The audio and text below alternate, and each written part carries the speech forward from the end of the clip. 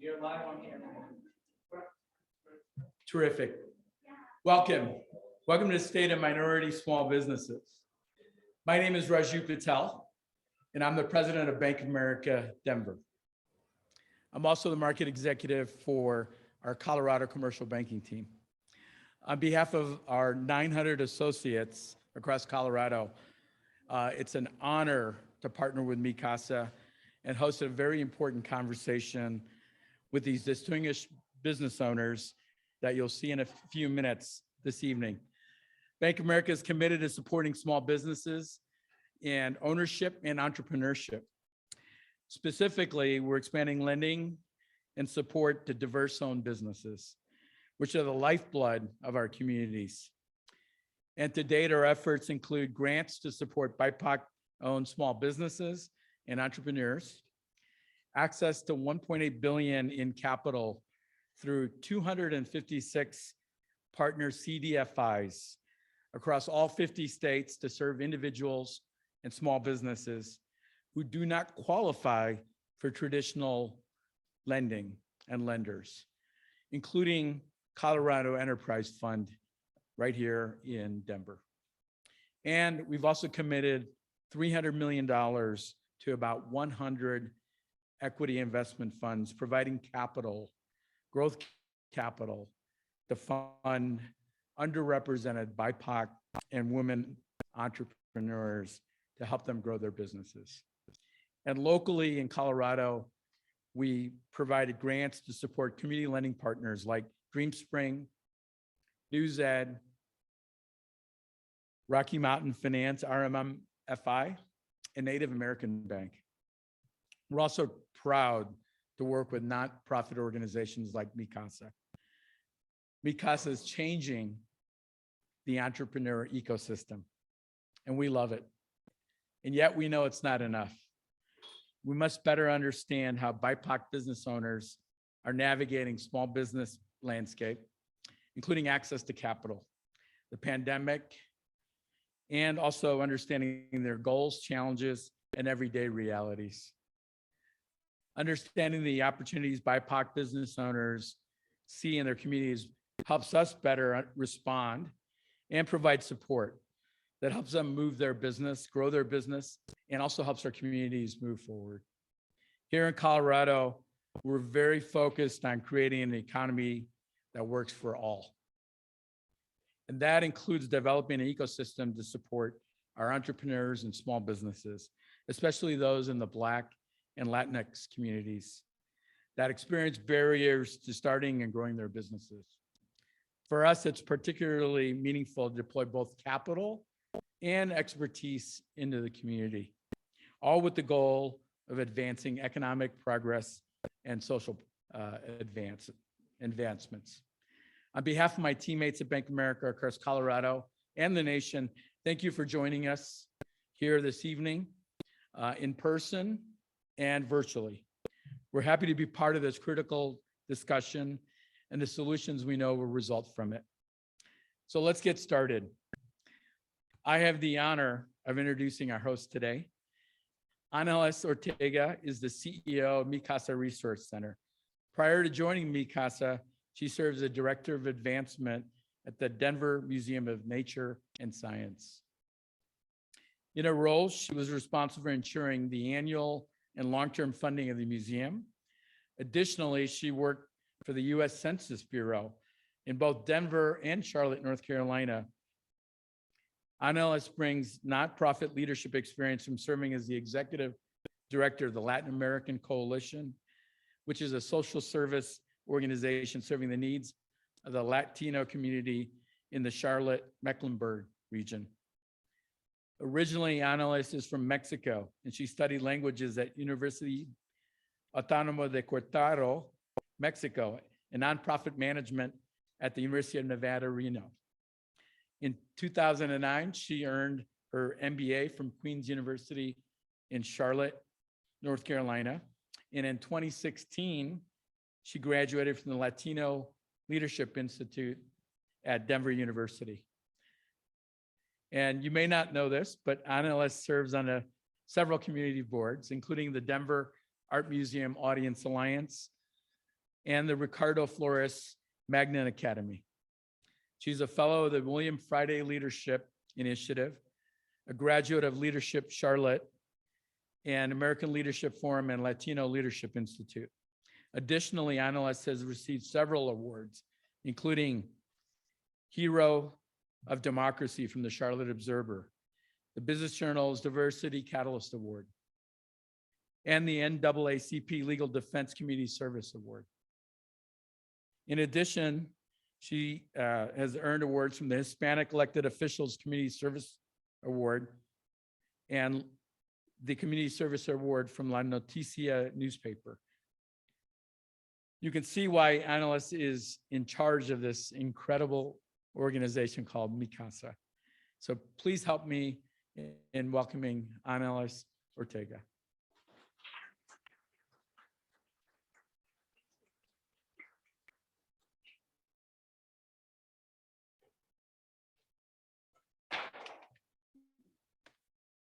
Hello, I'm Annalise Ortega, and I'm the CEO of Mi Casa Resource Center.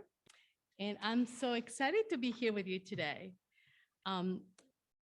So I welcome you, those of you who are here in the crowd and those at home or around the world. And I'm just so excited and thankful to the Denver Startup Week because you have set up an amazing program, a hybrid schedule that is full of opportunities to learn and come together in these uncertain times. I also want to thank the Commons at Champa for accommodating our needs for this event and giving this amazing group of entrepreneurs a stage. I have come here tonight to address you regarding the state of minority small businesses and what I hope to be the tail end of a pandemic. Both the resilience and creativity required by these owners in surviving these times has been extraordinary. This is especially true for Black, Brown, and women-owned companies. This is true for entrepreneurs in East Colfax, 5 Points, in our own Westwood neighborhood. This is true throughout the Denver metro area and cities like Aurora and Thornton. And let me be clear, this is also true in neighborhoods near you. The small minority-owned companies are the pillars of job creation. They are the connectors of community. They are the foundation of the American dream. Minority-owned organizations have been the gateway to success for those who are born here and those who come here, for those who want to create something worthwhile, something innovative, or something unique. My friends, the state of minority business is tested. It is durable, but in need of support as we come out of this pandemic and approach the second quarter of the 21st century. As the CEO of Mi Casa Resource Center, I can tell you that in the past 2 years, I have seen way too many entrepreneurs come to us trying to figure out just how to close without going into bankruptcy. But I also have seen many companies begin. I have seen new ideas born and those taking the leap of faith required to begin building their dreams. However, taking that leap in 2021 requires even more courage and drive. The current numbers for these owners are challenging. Organizations owned by women and minorities receive about 8% of the funds through Colorado state contracts. Only 8%, which is about 20% below what you would be expecting given the amount of companies available to do the work.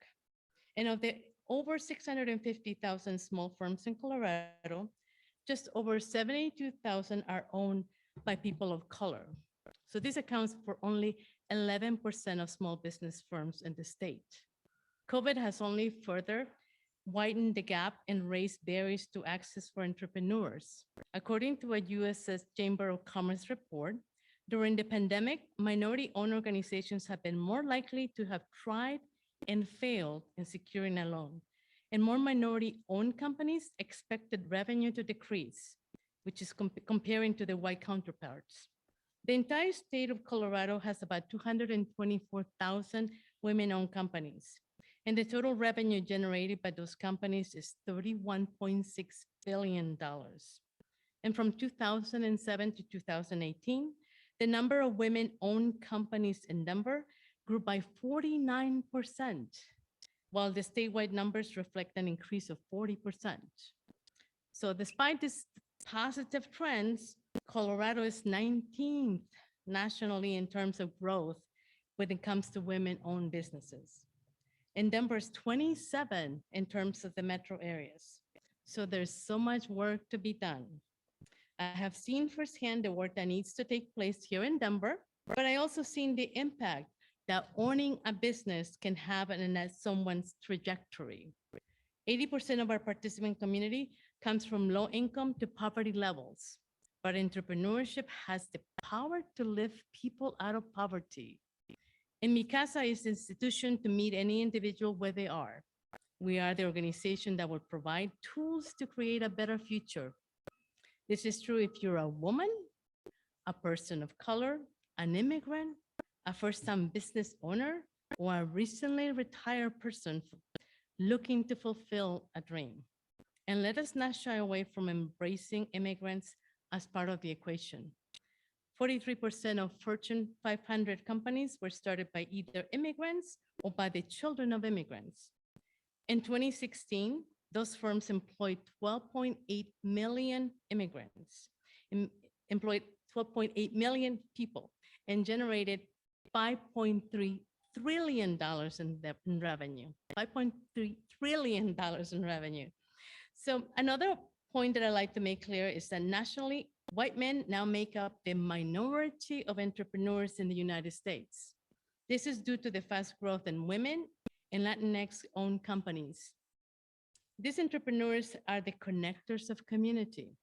As Colorado communities become more diverse, it is vital to provide an opportunity to our homegrown talent to invest in their dreams and ideas, because the stories of entrepreneurs in American history are woven completely within their communities. So it is difficult to inflate the importance of small companies. These are the foundations for both property development and property ownership. And most of the time, these organizations that face limited access to credit, less startup capital, and more ownership in less secure industries such as service and retail. But when you invest in these smaller companies, you are protecting the American dream. You are creating a more equitable society, and you are creating pathways to opportunity. So that is our mission. That is the mission of Mi Casa Resource Center. So I am honored to present you an amazing panel today, and they'll share their personal perspectives as entrepreneurs. So thank you and enjoy it.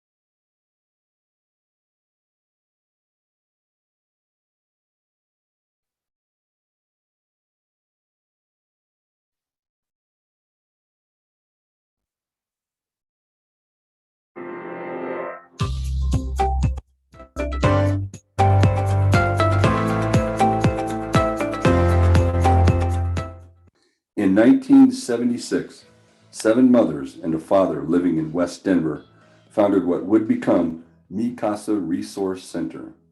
Since its founding 45 years ago, Mi Casa has been providing pathways to opportunity for women, immigrants, minorities, and low-income families in the Denver metro area. Our mission is powerful, yet simple. We create pathways to opportunity. From our beginnings as an organization where women could complete their education and acquire new employment skills through job training programs, Mi Casa expanded over time to offer bilingual business training to entrepreneurs. We believe in education for youth and adults and in the potential of all people to succeed in an ever-changing world. Today, Mi Casa offers 2 tracks to financial prosperity: business pathways and career pathways. While Mi Casa's program offerings have shifted with community needs over the years, there have been 2 constants: our commitment to helping participants achieve economic advancement and remaining grounded in our Latino heritage. Our doors will remain open to anyone hoping and working to make their dreams of social mobility and a better future come true.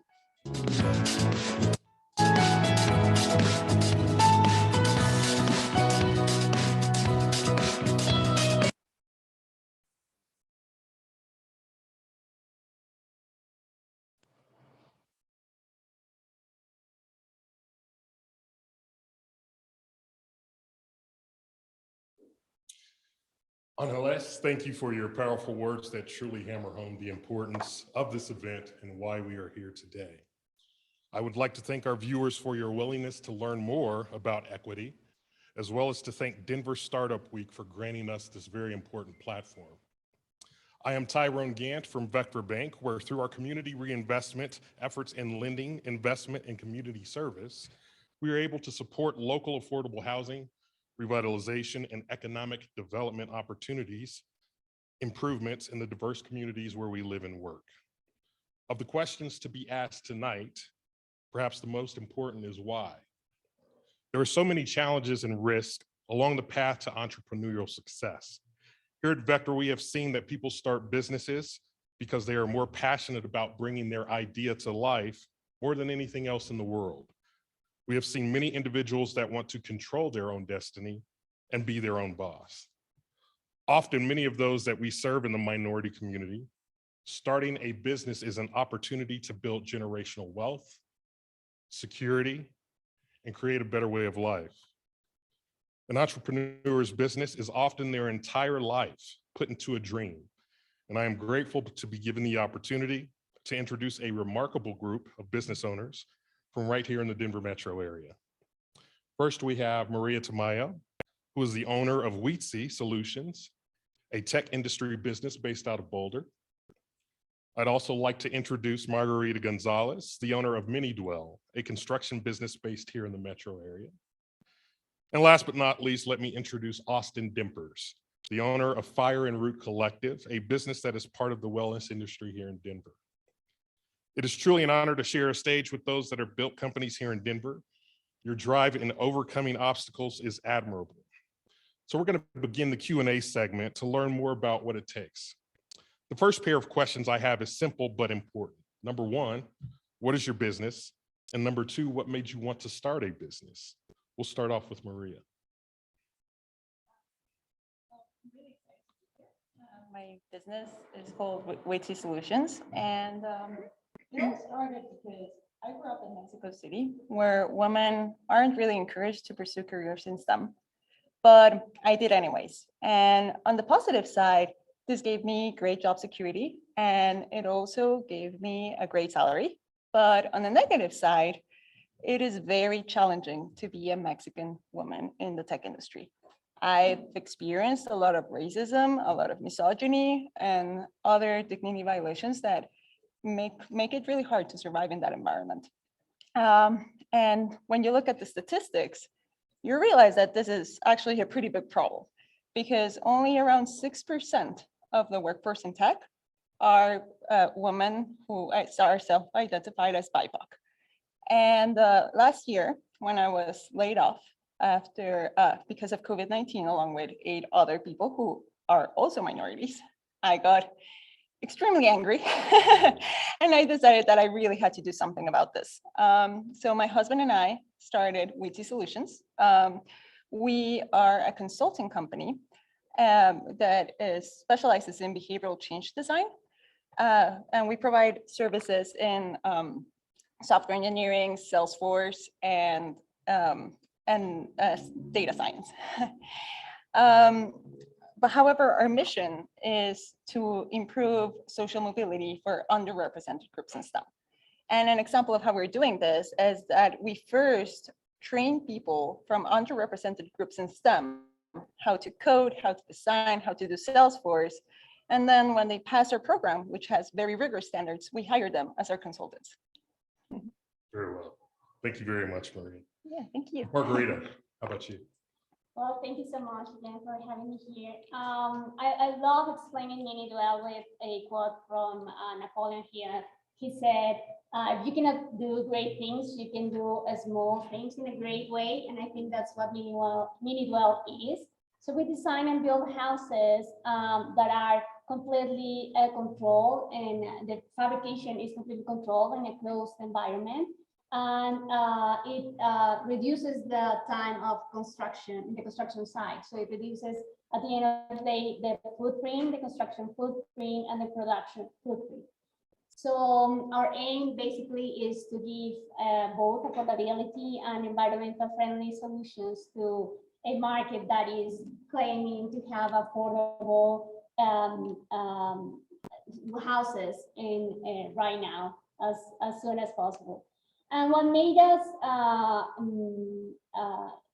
come forward with this idea was we wanted to have a house in the mountains, and we couldn't pay for $1 million house basically. So we have to find out the way to build a small house that was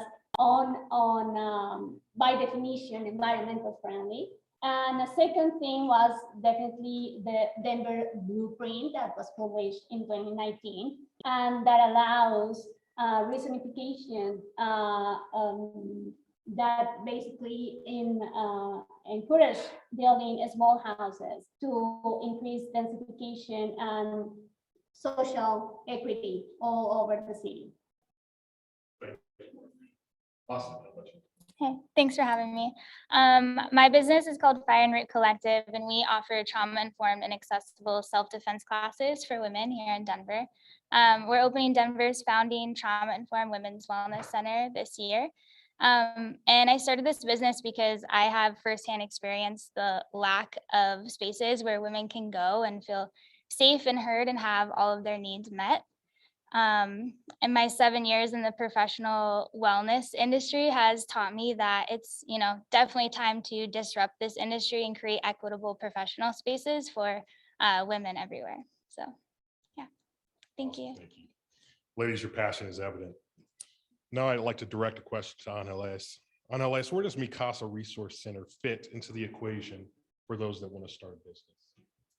Well, one of the things that we do is that we help people at every stage in their business, whether they have a dream about an idea or a plan, we help them. Or whether somebody already has a business and they want to expand their business, we help them as well. So we are really go where people are. Our staff is bilingual and bicultural many times, but also we provide individuals the foundation that they can support their business, right? Whether it's financials, whether it's how to market, how to do human resources as well, and even about the minuscule things like the big things that they are, right? Permitting as well as long-term and short-term operation of the businesses. One of the things that we really want to make sure is that we create policies, and we have hopefully the push that we can create policies that we allow individuals to be creative and entrepreneurs bring that innovation to the table. And if they're not part of this, then we cannot. So it's really important that the work that Mi Casa does is just tremendous, and we want to be a one-shop for all. That's awesome. Angeles, what a fantastic community resource. Where can they sign up? Very easy. They go to www.micasaresourcecenter.org, and you can navigate the website pretty easy and find a place that you can find out about how to start a business. Very easy. Great, thank you. Next question for the rest of the panel.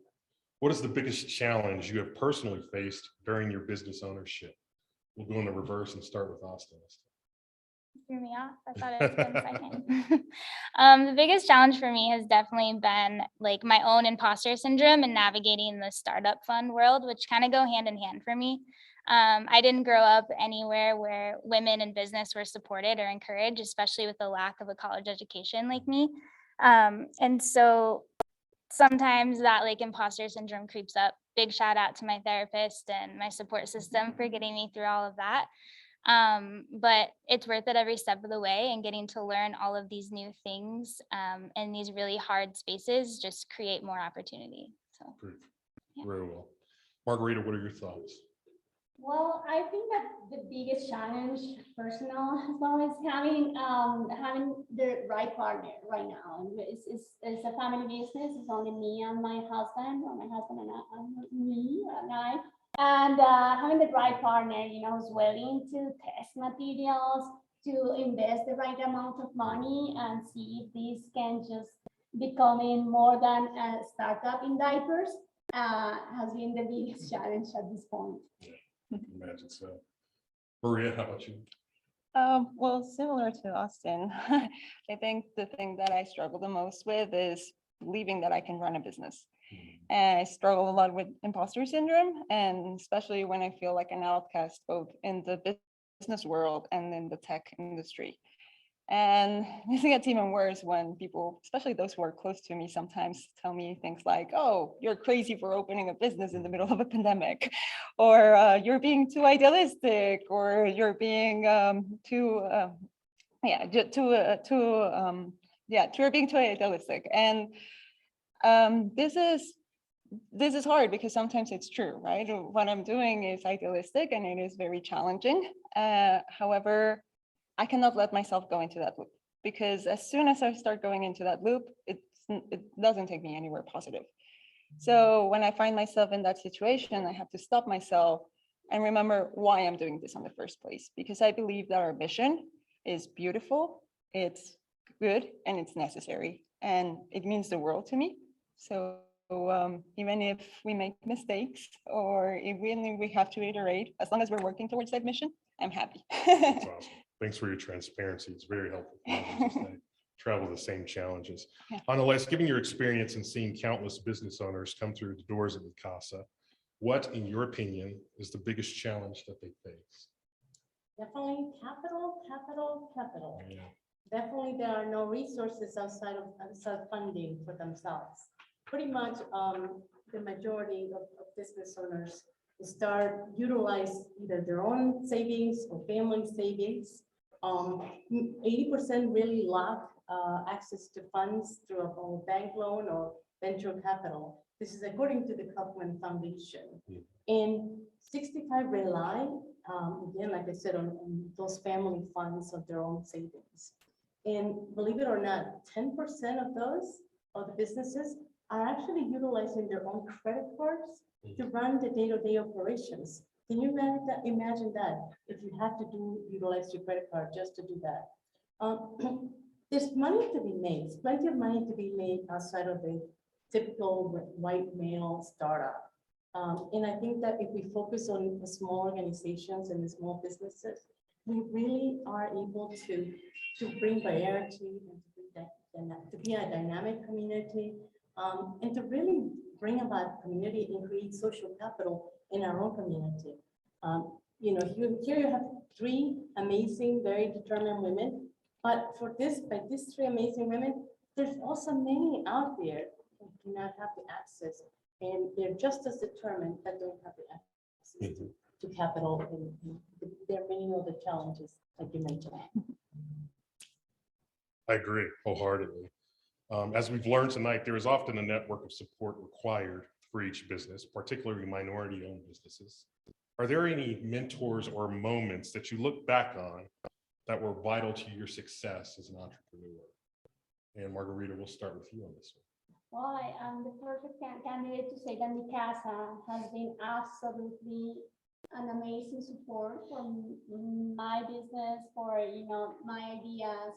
It's not only a place where you can find resources like classes, courses, every single kind of help that you can cry for, but also people. And I think that's very, very important that Mi Casa can give. And I wanted to say something that maybe makes me unique in this panel. I'm very proud of being American by passport, because I've lived in 7 different countries for the last 20 years. And this is the only country, guys, that have all the resources you want to become an entrepreneur. This is an amazing. And I live in first world countries, not only in third world countries. So taking that, I don't know if everybody acknowledged that, to be honest, but I wonder why people don't want to become entrepreneurs, because this is the amount of resources you have and institutions, organizations like Mi Casa. There are many others that are just out there waiting for people like us to come and look for help. That's awesome. It's also important for those at those organizations to go out and seek those networks of people that need that help as well and open those doors for each other. Maria, we'll go to you. Well, I've been extremely lucky to have wonderful mentors. And I particularly want to mention two moments because there's been key moments where this mentorship has really helped me. One of them was when I had just been laid off and I was feeling very depressed and angry and I was lacking optimism. And my father-in-law, who is a great entrepreneur, called me one day and he made me see something that really stuck with me, which was that in every crisis, there's opportunity. So he advised me to look for light in the darkness and to listen to my heart and to honor my aspirations. And this really encouraged me to open my own business. And then the second moment that I want to mention was actually when I first called Mi Casa. Because we started operations at this point and I was feeling extremely overwhelmed because we took on a contract that was taking away our sleep. And when on my first call, I actually found two wonderful mentors, Frances Williams and Lisa Niederman. They've been amazing all the way. And I still remember from that first call with Frances that she gave me some great advice, which was you have to work on your business, not in your business. And that encouraged me to take steps towards that. Very powerful. Thank you, Maria. Austin, what sticks out for you or who sticks out for you? All of Mi Casa Resource Center, honestly, even if this wasn't an event put on by Mi Casa, Francis and Lisa were also amazing mentors to me in my business. I was lucky enough to be able to go through all 4 modules of the business success program. And they really pushed me through and helped me do a pitch competition in one of them. And I ended up winning first place, and I never would have been able to do that without them. Their support goes such a long way, and I know that I can still call them and reach out to them whenever I need to. So. Very well, thank you. Angeles, you mentioned in your speech 43% of Fortune 500 companies were started by either immigrants or the children of immigrants. These immigrant-founded firms employed 12.8 million people in 2016 and generated $5.3 billion in revenue. What do you think is the root cause of this success? Well, it's certainly a couple of things. It's the drive and the work ethic. Individuals come to this country from challenging circumstances, difficult circumstances, often without anything but, their code or $10 in their pocket. So makes it really, really hard. And when they come to this community, they want to build their community. They want to make sure that they succeed in this country and they see the potential. And they wanna help their own community. So many times you'll see the first generation have a business, and then the second generation, the children, are going to premier schools, and they are the accountants and the doctors that we all see everywhere, right? For us, for Mi Casa, one of the things that we're located in the Westwood community, which we have a great collaboration with our neighbors. We have a large Vietnamese community and a large Latino community. And for us, is more than Facebook and more than a flyer up there, is the word of mouth. So UPS, for example, sponsored Mi Casa with some funding to provide backpacks for students in our neighborhoods. There we're gone in two hours, very, very quickly, because we connected with people in the community right away. But also the community, they want to build in, like I said, they want to make it better for their own people. And for example, a McKinsey report stated that of the minority-owned businesses, 40% added new services to their business to help their own family and the neighborhoods. Wow. That was comparing to other communities, which they didn't do the same. They only did like 20%. So they didn't add any more additional services for that. So it's pretty amazing, the entrepreneurship spirit that the community comes to this country ready to go. And then we have this amazing opportunity here in the community. But like I said in my speech, the window of opportunity is closing because of lack of access to funding. Very important. Thank you very much. Going back to our panel, as the three of you know, it's not about just having a great product and or service, but knowing how and who to market that product and or service to. How did you identify the market for your product, and how did you appeal to that market? Maria, lead us off on this one, please. Well, I have a background in public health, so my instinct was to tackle this problem using the scientific method. So I first came up with a hypothesis, which was that healthcare organizations would be interested in our services because throughout my career, I've noticed that a lot of the future of healthcare is in technology. So then I started doing research through conducting a literature review and interviews. And one thing that was very helpful during this process was to take Mi Casa's plan and launch programs, especially the sessions with Jay Ballenberger at the Denver Public Library. He showed me an array of databases and free resources that were very informative. And once I gathered all the data, I actually synthesized it, I got insights from it, and used that to generate my branding and my marketing strategy. And yeah, I worked with Lisa Niederman to especially find what made us different, because I think that's what, at the end of the day, captivates the attention of your customers. So two things that I found during this process, which was pretty challenging, was that our branding had to be centered in our costs. And secondly, that we had to show our customers that we could deliver results. And the way we do this is through behavioral change design, because it is a type of design that can increase usage and adherence rates of digital products between 20 and 137%. Wow. Thank you. Austin, how about your thoughts?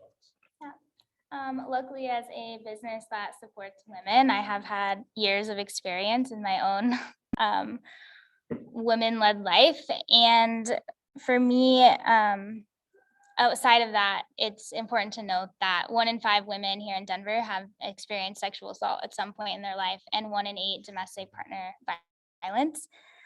So giving women a place to have choices and have their needs met while also regulating the nervous system just doesn't exist. And so I have found that women and folks that seek us out find us really organically and through word of mouth, just like how Mi Casa kind of operates. And for me, it's really important to be a business owner that lives my values and lives my truth. And I seek people out to join the team that are also on that same path. So. Awesome, thank you.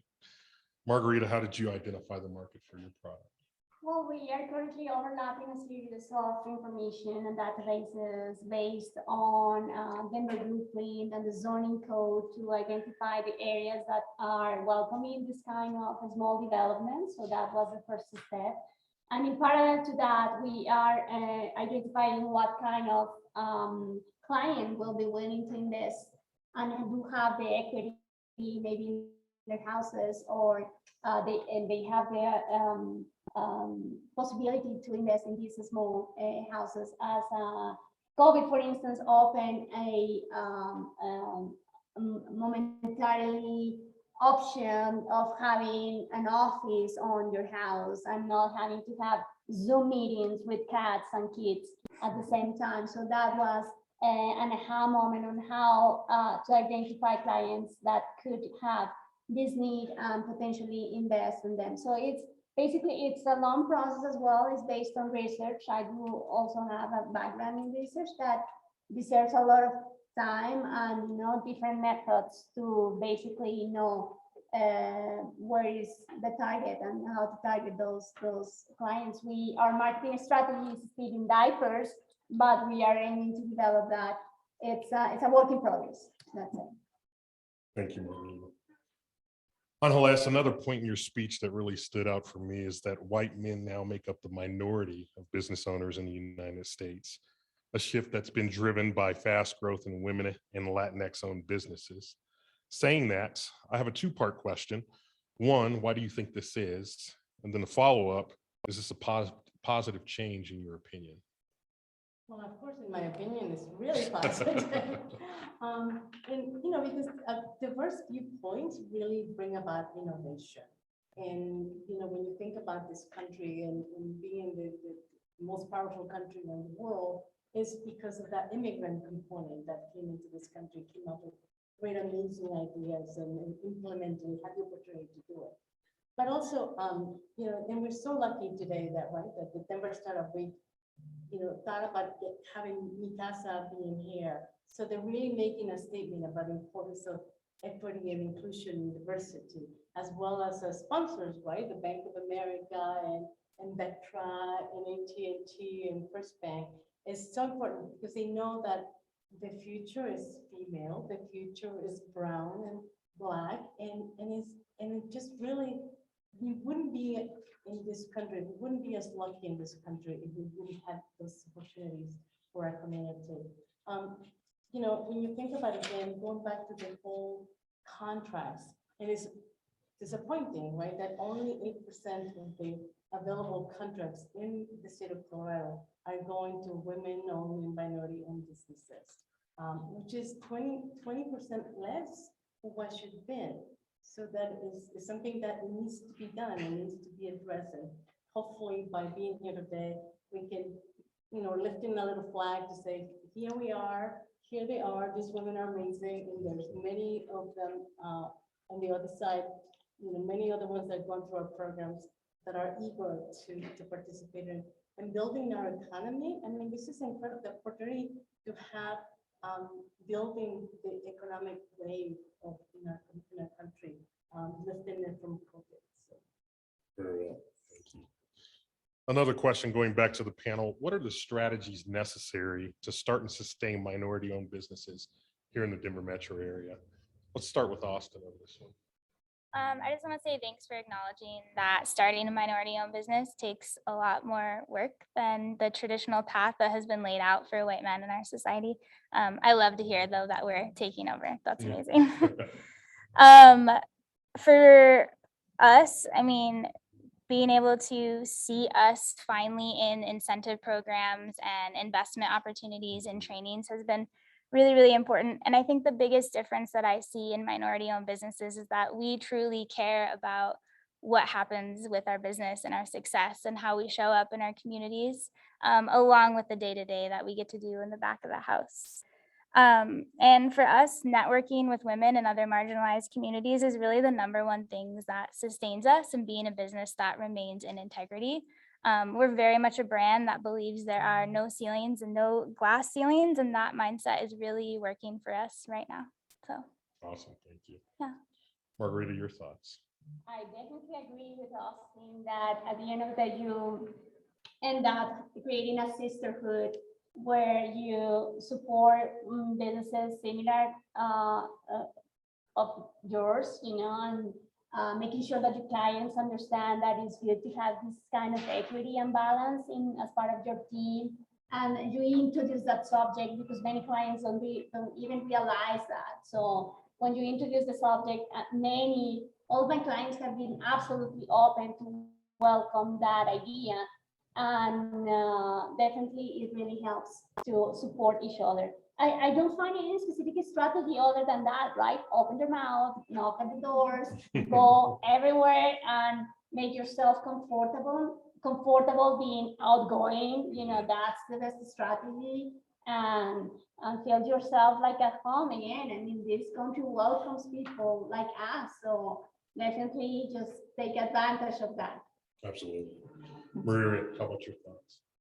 Yeah, well, similarly to what Austin and Margarita say, I think Colorado is it's a great state for opening a business. I think there's a lot of sisterhood, there's a lot of support, and also I take a lot of advantage of this free programs and events like Denver Startup Week, and just being surrounded by entrepreneurs and innovators, it really inspires me. And I think it's something that is very important for me also is to have a support system. because having that support system really helps you when you're facing challenges. And Colorado really has a broad support system for this. I would really recommend Mi Casa. And it's also a really beautiful state. So it's always really wonderful when times get hard, I can go to the mountains and go rock climbing and recover strength and find inspiration.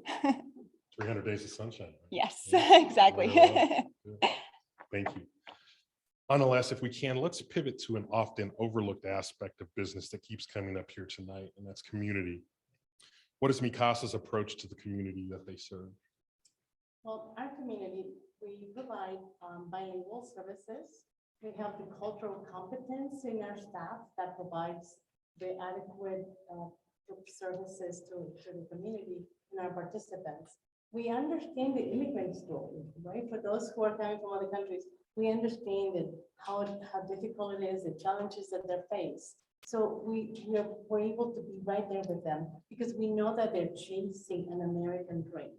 And we want to be part of that. We want to be part of that story that they're creating for their own communities. And we want to make sure that we are creating a community of entrepreneurs. And we're creating an ecosystem where these women or many of the other participants at Mi Casa come back to Mi Casa once their business is booming and they don't have enough staff, and they come to Mi Casa and hire staff from our program. So that would be for us a great opportunity. We really are based on relationships. We don't, it's not a transaction for us. We base this into one-on-one, whether it's one-on-one consultation with our navigators, with our consultants. They really develop a relationship. And if you're watching from home, we have great food today here from participants, right? And graduates of Mi Casa as well. So it is a big community for us. In every place I go around the community, I always know, oh, I went through Mi Casa, or my mother started her business through Mi Casa. So we're very lucky, and it's definitely about building relationships. That's awesome. Fantastic. Thank you. Panelists, earlier we discussed the importance of individual people and moments in your life. Now let's focus on the community. How have you used your success or produced a product that helps give back to the community? Maria, let's start with you on this one. Well, at WITI, we're actually building a knowledge community. And the way we're doing this is through an educational model where we all learn from each other and we all teach each other in order to excel at a topic. So we are incredibly lucky to have 4 outstanding members in our team who I really admire and have created this community. They started off knowing very little about Salesforce, so very little about software development and design, and now they're proficient consultants. And it's just been amazing to see how they've grown and how they've supported each other. And also, I have to mention that we are committed to empowering people. And so we encourage our team members to be very creative and bring ideas forward always. And we like to take those ideas to fruition through side projects. For example, right now we're working on an exciting platform to help people fight climate change. And eventually our big goal is that we want to take our educational model to an online platform to train more people in underrepresented groups in technology around the world. And we welcome anyone who believes in our mission and who is ready to fight for a more just and sustainable world. Thank you. Thank you. Margarita, what are the ways that you and your company have made an impact? Well, I think that already offering an affordable and environmental friendly housing solution is a huge impact for our communities. And very similar to Maria, we have, as part of our vision and mission, to one day have 100% workforce female heads of households helping us full time. So that's part of our goals. We want to train them as well. We believe as well in education. We believe that education gives power to people, and if they decided to quit or to leave us one day, they're gonna take a lot in their pockets just by being trained by us. So we believe that that's a way, a very effective and very powerful way to impact the community and to give, feedback as well from them. So yeah, and basically I think that's a goal. Very well, thank you. Austin, I think I know what your answer is going to be, but I'll let you say it for yourself. It's your turn. Well, I want to say I'm really excited about this question because I love that I get to be a part of this shift in conversation and dialogue of businesses giving back to the community and not just, in it for the money. Fire and Root Collective exists to empower and support women while, breathing life and resources back into the community. We do this through making our classes extremely accessible, sliding scale rate always. And our brick and mortar space will have donation-based days, donation closets that are welcome to everyone. And we are actively an anti-racist business that understands that, yes, I'm a woman and a white woman, and I still have privilege in this world. And it's up to us to be able to show up every day and create space for those that deserve it. So. Well, as a man that lives in a house full of women with a wife and 2 daughters, those are very impactful and important to me. So thank you. Send them my way. Analis, where do you see Mikasa's role in the state of minority small business in the next 5 years? Well, I'm glad you asked me that question because I have a long list.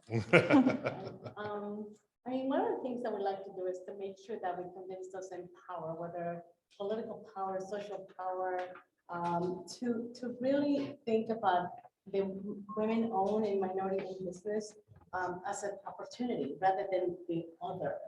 Right? Looking at them as a great opportunity because they are creating. You think about Maria, for example, right? That how many colleges and universities are thinking about how we get girls into STEM or boys into STEM, but here she is trying to do it herself, and then creating these amazing homes.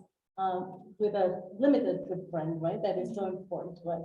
And the work that you're doing, making sure that people are informed, the trauma-informed trained, right? That is so important as we all live in our community. So it's really getting people out of their comfort zone and thinking about how do we look at this opportunity, right? We want to make sure that we have homegrown talent, that we have our community taking and being lifted out of poverty, that we break that cycle of poverty, and that we're importing so many people from out of the state coming into Colorado and into Denver. So if we have these individuals creating jobs, people are working in our community. We continue those partnerships that we have with our sponsors and Denver Startup Week and other individuals as well. We want to make sure that our community has access to the loans and to access to venture capital and investments like that, like many others outside of the minority-owned and women-owned businesses. Because we want to make sure that we're creating capital in our community and we build a thriving community of diverse, mom and pop shops everywhere in our neighborhoods that are thriving and you can walk to, and it's not the same old box that well, people are interested on a fast bet into a big company rather than a smaller organization. So it is that's what my wish is, and to people everywhere say, you want to start a business, go to Mi Casa. We want to be that one-stop shop. That's awesome. Thanks a lot. These next couple of questions, I think we've touched on them a little bit, but I definitely want to give the panelists a platform to talk about them explicitly if we haven't covered anything. But the next question, how do you stay motivated when your small business faces a challenge? Margarita, what are your thoughts? Well, when I came back to the US, read a book that changed my life. It's called The Miracle Morning by Hal Elrod. And I've been extremely disciplined all my life, but this one gave me a series of tools. He calls them savers that you actually do every single morning, and it prepares you physically and mentally to overcome whatever challenge you'll face during the day. So you live in the present because you live on that day, and you are extremely prepared, positively prepared, right? It's like positivity is like a muscle that, whenever the challenge comes, it bounces back to where it comes from, and you face it with a lot of good energy, good vibrations. I think that my message is basically find your way to stay positive. I know that waking up early in the morning is not for every single person. It works for me, but not for everyone. And my husband, for instance, he speaks, quotes from leaders from, who have overcome really, really challenging situations in the past. And he reads them aloud every single, because they are really big actually in his screen. So find a way to stay positive and just shield yourself up every single moment, and that will keep you afloat. I agree.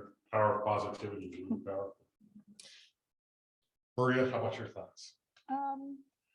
Well, I think for me, something that is super important is just interacting with my team, because just seeing them grow is so incredible, and it makes me see that we're working towards our mission, and this mission is super important to me. So this is what actually gets me out of bed every day. And I think it's just really been amazing to have also their support, because whenever they see that I'm frustrated or that I'm having a hard day, they always cheer me up. Austin, how about you? What keeps me motivated is just keeping my eye on the big picture Sure. and how many women that I get to support. Also making sure that my cup is full and I'm never pouring from an empty cup, and not taking that lately. Always coming to this work with the best of intentions. And if I'm having a day where I don't want to do that, I don't do it. So Fantastic. Yeah. Another question: what is the best business advice you have ever received? Tough question. You can't just say, "Oh, Mikasa." Or maybe you can. Maria, how about you? Well, actually, the best advice that I've gotten is not particularly in business. I got it from rock climbing. Wow. Because rock climbing sometimes seems like an impossible mission. And it's the same with business. Sometimes it just seems like it's a very hard goal to accomplish, to open a business and to actually live your mission.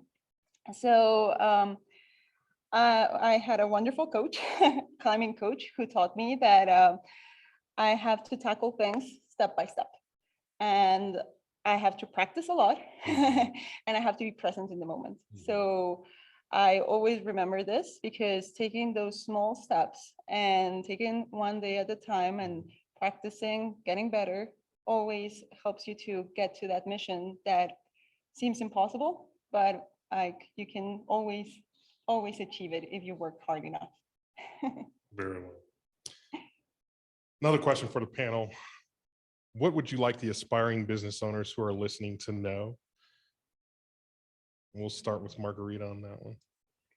Well, you have to be prepared to challenges that will happen every single day. Just embrace them, be happy, challenges just make you grow faster and stronger.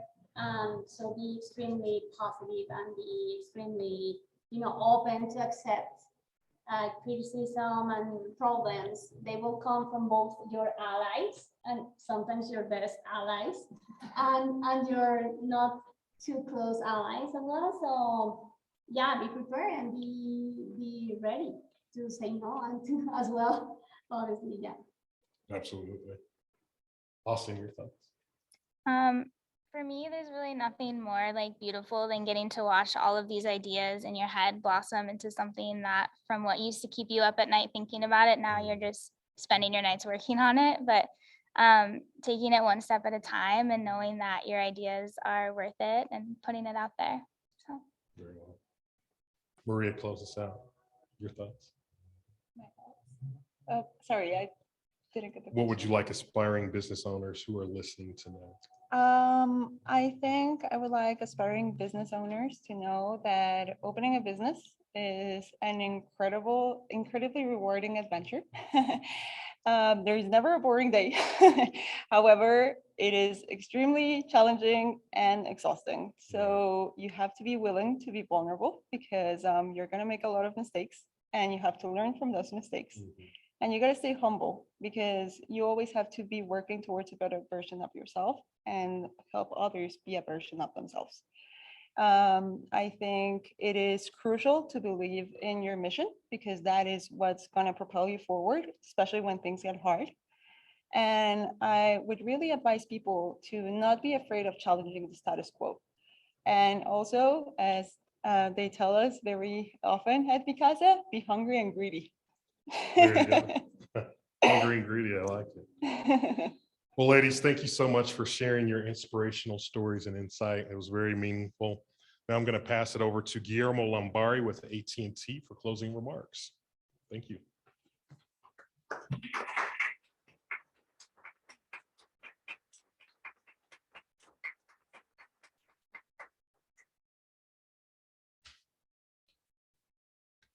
Hi, everybody. Thank you so very much to the panelists for sharing your inspiring stories, your courage, for wearing your heart on your sleeve, sharing your dreams with us. I personally, very proud to be a first generation Mexican American. My mom was an immigrant, dad an immigrant, raised by a single mother who's a serial entrepreneur and till this day owns her own business. I felt really moved and touched in seeing how women entrepreneurs are breaking into new businesses and new industries. And it's just, completely so much further than what probably my mom would have ever dreamed of getting into or doing. And it's just incredible to see. So thank you again for sharing all of that. So we're just, really grateful, AT&T, to be here. Thank you to Angeles and Mikasa for everything that they do. Just such an important resource for our community and for our entrepreneurs, as we saw tonight. It's not a stretch to say that I'm speaking for everyone here, that I'm proud, just to have learned these stories and learned about the everyday struggles and successes of minority-owned business owners right here in our home in Denver. At AT&T, our mission is to create connections, and those connections are with each other, with things that help others thrive, and with stories and experiences that matter. Standing for equality is one of our core values. For over 60 years, we've dedicated ourselves to fostering a more equal, diverse, and inclusive society. Just to reiterate some of the points and that Angeles started with this conversation, the entire state of Colorado has 224,000 women-owned businesses with a total revenue generated of 31.6 billion. All right, it's billion with a B. So that is a huge impact to our economy, to our society, and it's something that I know the other sponsors in AT&T are proud to support. The overall growth in women-owned businesses has continued unabated for the last 11 years. And yet the median amount of venture money raised by a technology business started by a Black woman in 2017, for example, was $0. So that also tells us that we have a lot of opportunity to support these businesses, minority-owned businesses. And as well, although minorities in Colorado make up 32% of the population, business ownership is only 18%. So a lot of growth opportunity there as well. Last year, I hope we no longer have to talk about COVID-19, but it's still a reality. And I think the effects are still being felt in our communities, especially communities of color and entrepreneurs.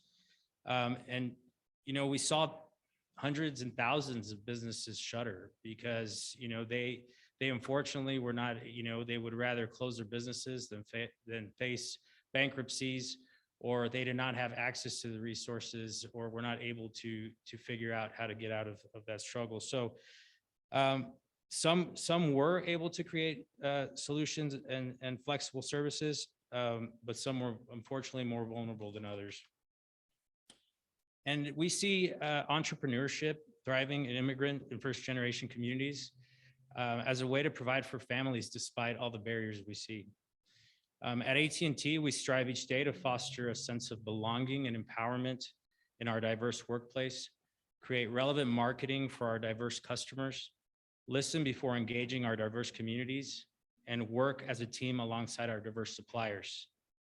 AT&T has spent $13.2 billion with minority-owned businesses nationally.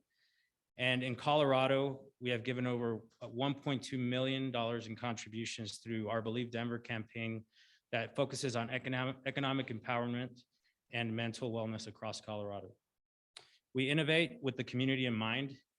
And again, we focus on diversity and inclusion practice, which focuses on our 5 pillars, which are people, our communities, our customers, our content, and our suppliers. We believe in small businesses, which is why we are dedicated to help you succeed by investing in your ingenuity and offering education and resources to help you feel prepared to tackle the challenges ahead. It has been our privilege to participate as a sponsor of this event for Mi Casa Resource Center, an organization that helps create so many inspiring stories like those that we heard today. Thank you to Denver Startup Week for providing a venue, allowing so many people to experience this event both virtually and in person. Thank you all so much for joining us, and I hope you all have a great evening. Thank you.